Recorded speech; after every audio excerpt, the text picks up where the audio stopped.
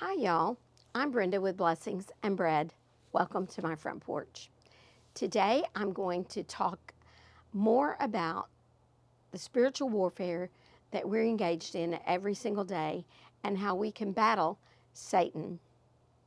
We've already talked about putting on the whole armor of God, and today we're going to talk about the only offensive weapon that we have that we can use against Satan and the rulers of darkness.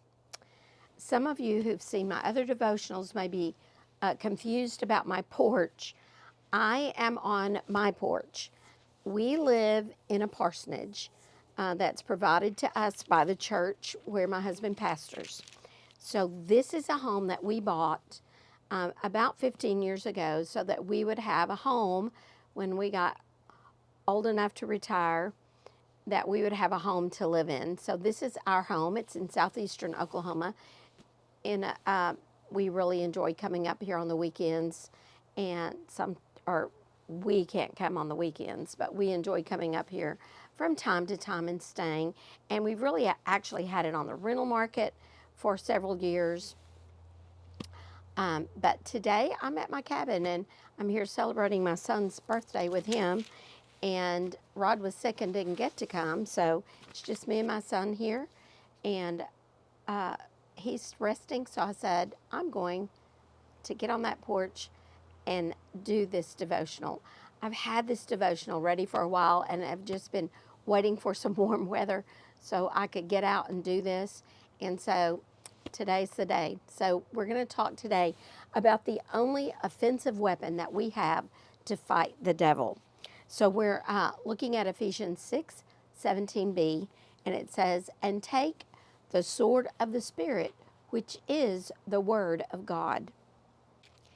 In this spiritual battle against the rulers of darkness, we realize the Word of God is our only offensive weapon.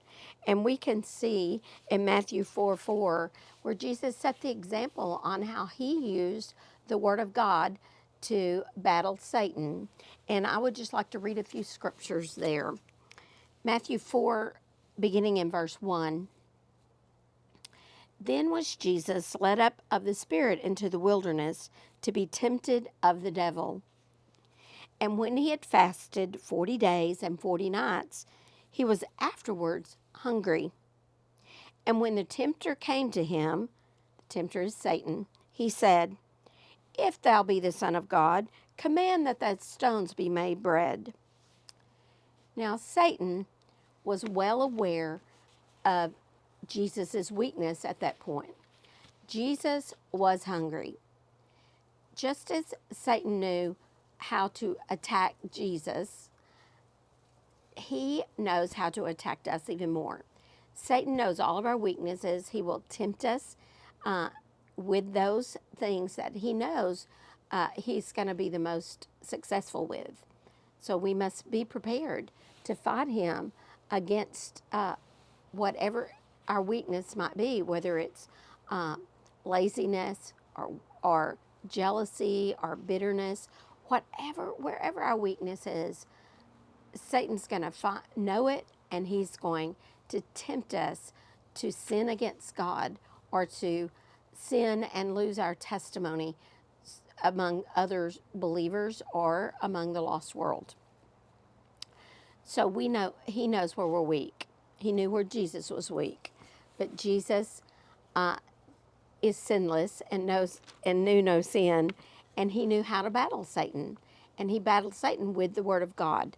In Matthew 4:4, this is what Jesus answered to Satan. It says in Matthew 4:4, but he answered and said, It is written, Man shall not live by bread alone, but by every word that proceedeth out of the mouth of God. Jesus knew the only way to battle Satan was with the Word of God. And this is a direct quote from Deuteronomy 8:3 from the Old Testament. So Jesus knew the Word of God, and that's what he used to battle Satan.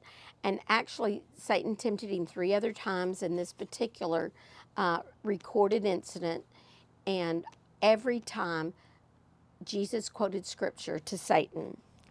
You know, that's what we're going to we need to learn to do.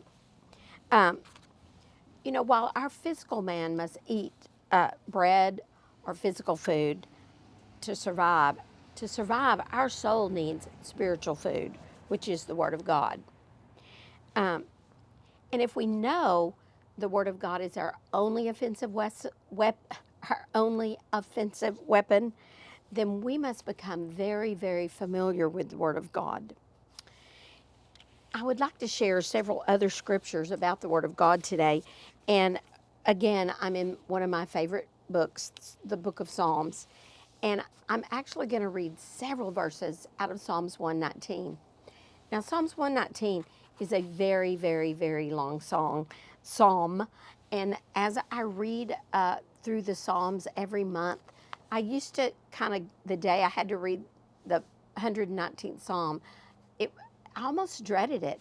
But now I look forward to it because I have learned to love that whole chapter or that whole psalm, because it is so much about the Word of God and how much David loved the Word of God and how much he put his trust in the Word of God. And I'm just going to share a few of the scriptures from that book. First one I'd like to do is Psalms 119:11. Now, I am sitting on my porch and we're at an intersection, so cars will be coming and going. And I think I'm just going to try to keep going and not stop for the cars. Hopefully, they won't be too big of a distraction. So, Psalms 119:11 says, "Thy word have I hid in mine heart, that I might not sin against thee."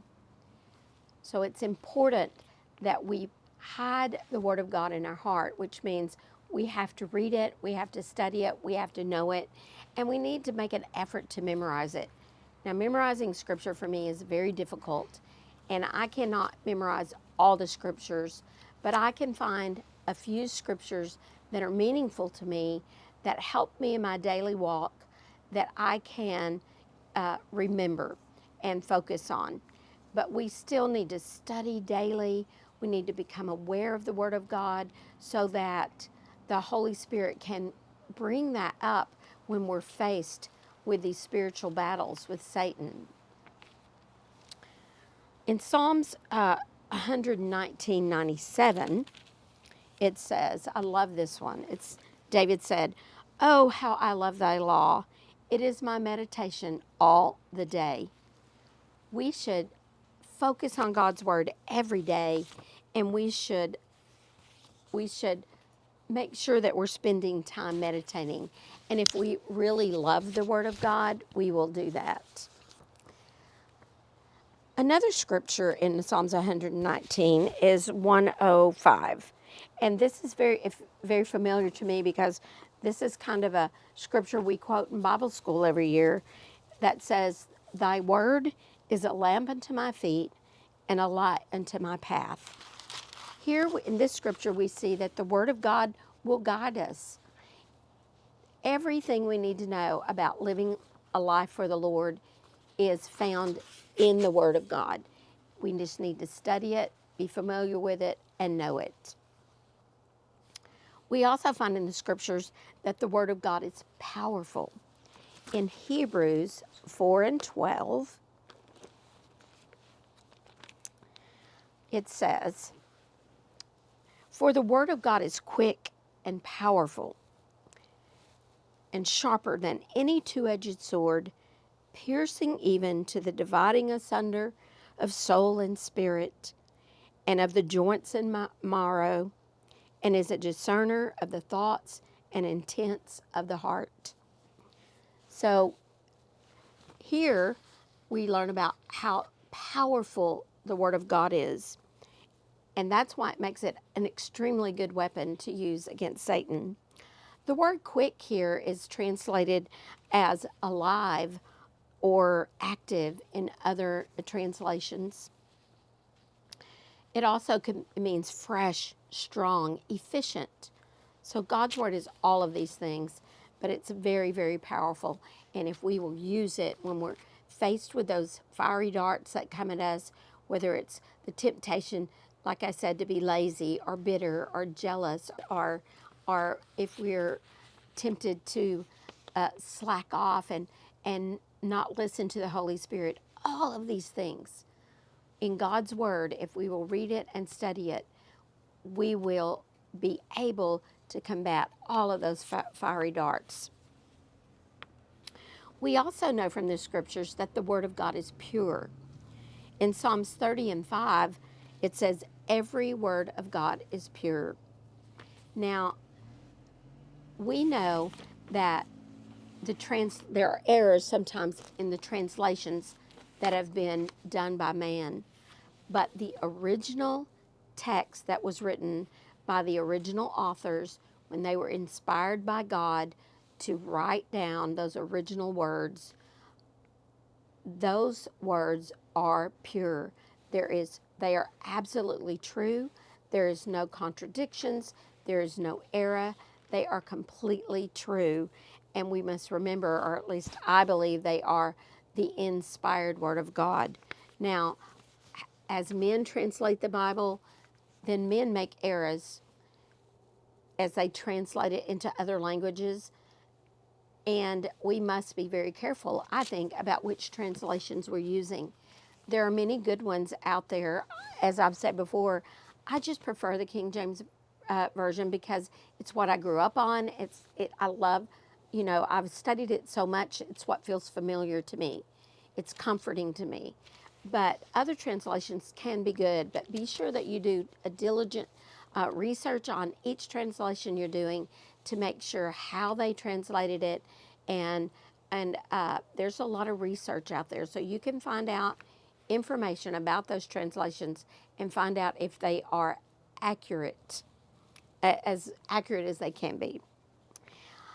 Also, we find in the scriptures that the word of God will stand forever. In Isaiah 40 and 8, it says, "The grass withereth, the flower fadeth, but the word of God shall stand forever." So, no matter what happens in this world, God's word is going to stand. Sometimes I worry that if something were to happen in our country, that people could take away the word of God from us. We're so blessed to have it. There are many places in the world where they're not allowed to freely read the word of God. And that would be so sad to me. It would be very hard for me if I didn't have God's word to go to. God's word is a comfort to me. Anytime when I'm having an off day, I just don't feel good, maybe my attitude's not right, I can just pick up my Bible and just begin to read God's Word, and I will just get this calmer feeling coming over me. And I especially like to turn to the Psalms and in times like that. But there are lots of all the God's Word is worthy to be studied and to read and to know.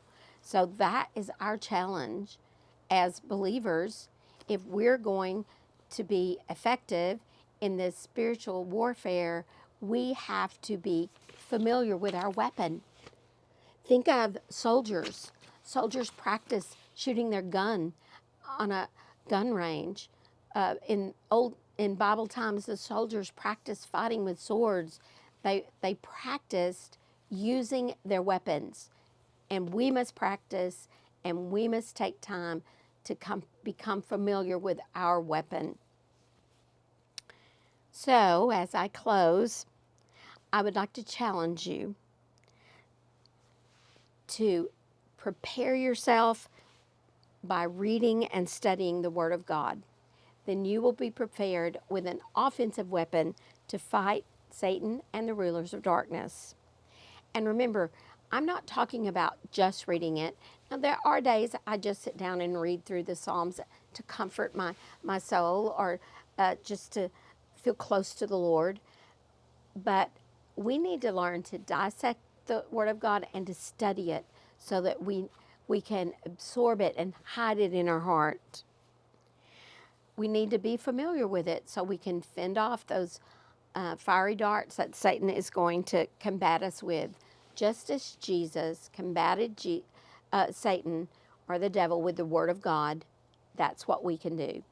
we can, if you have a tendency, say, to be bitter, find the scriptures in the Word of God that teach you about that. And every time the spirit of bitterness rises up in you, you can quote that scripture to yourself. Or let's say you have laziness as your is a problem that Satan tempts you with. Maybe gossip is what he tempts you with. Go to God's Word, find the scripture that matches what you know is your weakness so that you're prepared to fight this battle against Satan. And when he tries to tempt you, you can quote those scriptures to yourself and to him, and then he will flee from you. I'd like to close today with one final scripture, and it's also in Psalms 119. 119:16 says, I will delight myself in thy statutes. I will not forget thy word. I pray that you've enjoyed this devotional today, and I pray that you understand the importance of becoming familiar with God's word and practicing with that offensive weapon so that you are ready to face Satan and the rulers of darkness in this spiritual warfare. I would like to thank you for joining me today. I appreciate so much everyone who's watching my videos. And I would encourage you, if you've not seen my other videos on spiritual warfare, I do have a playlist that I will link to the end of this video, and you can watch the other videos that I have done on spiritual warfare. I know I have gained so much from doing this study, and I hope those of you who have watched it, have gained a lot also. And thanks for coming today, and I will see you the next time I'm on my porch, in my kitchen, or in my garden. God bless you.